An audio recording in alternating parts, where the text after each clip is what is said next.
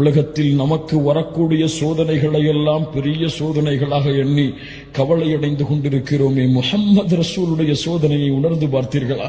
பிறக்கும் பொழுதே தந்தை கிடையாது. பிறந்த சில ஆண்டுகளில் தாயுடைய மரணம்.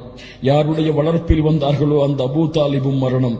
யாரை தன்னுடைய உலக வாழ்வில் அதிகமாக நேசித்தார்களோ ஹதீஜா ரலியல்லாஹு அன்ஹா அவர்களுடைய மரணம்.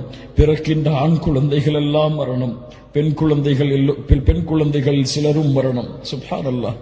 வாழ்கின்ற வாழ்க்கையில் தன்னுடைய உறவுகள் தான் நேசித்த எத்துணை உறவுகளுடைய இழப்புகள் முஹம்மது ரசூலுல்லாஹ் ஸல்லல்லாஹு அலைஹி வஸல்லமுடைய வாழ்வில். ஆனால் இந்த கஷ்டங்களும் துயரங்களும் முஹம்மது ரசூலுடைய வாழ்வில் ஒரு சிறிய இடத்திலாவது பிரதிபலித்திருக்கிறதா? அதுதான் ஒரு சமூகத்தை வழிநடத்தக்கூடிய தலைவருடைய தலைமை பண்பு. அல்லாஹ் அக்பர், அல்லாஹ் அக்பர். உன் கஷ்டத்தை உன்னில் புதை, உன் சிரமத்தை உன்னில் புதை.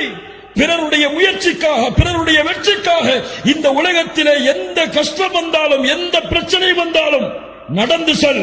அல்லாஹ் உன்னை பொறுப்பேற்று உன்னை நடத்தி செல்லுவான்.